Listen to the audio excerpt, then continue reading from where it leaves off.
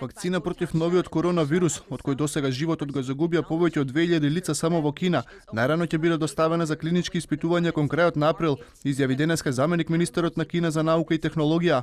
А кинеските судски органи покрена обвиненија против 290 лица за случаи поврзани со превенција и контрола на вирусот, соопшти Врховното јавно обвинителство. Обвиненијата вклучуваат ширење на вирусот поради непочитување на мерките за превенција и контрола, мешање во работата на јавната администрација, но и производство и продажба на фалсификувани производи. А кинеската влада се соочува и со нов проблем.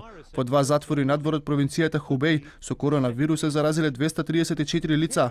Оваа ситуација покажа дека некои затворски управи биле невнимателни и не ги спровеле мерките за превенција на епидемијата на вистински начин. Изјави Ги Ченге, заменик генерален секретар на провинцијската влада, и напомена дека веднаш биле сменети надлежните за кои се верува дека се одговорни за појавата на епидемијата. Во меѓувреме, Јужна Кореја ги зголемува напорите во борбата против вирусот, откако во последните неколку дена драстично се зголеми бројот на заболени.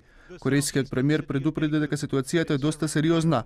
2 града се прогласани за специјални зони, а на жителите им е препорачано доколку немаат потреба да не излегуваат надвор. Голем дел од новозаразените се членови на религиозна група. Регистрирани се нови 30 лица заболени со COVID-19. Вкупниот број засега изнесува 82 лица. Ги проверуваме сите кои стапиле во контакт со членови на една религиозна група. Детално ќе ги испитаме сите припадници на групата за да ги откриеме оние кои ги имаат симптомите на вирусот. Неколку десетици украинци пак нападнаа автобуси со кои се превезуваа лица евакуирани од Кина. Околу 70 жители на Украина, но и граѓани на други земји пристигнале во државата од Вухан, градот каде што избувна епидемијата. Ова предизвика незадоволство кај локалното население, кој организираше протести и ги блокираше патиштата кои водат до медицинскиот центар. После лекарските прегледи, лицата биле пренесени во карантин, каде што ќе останат во следните 2 недели.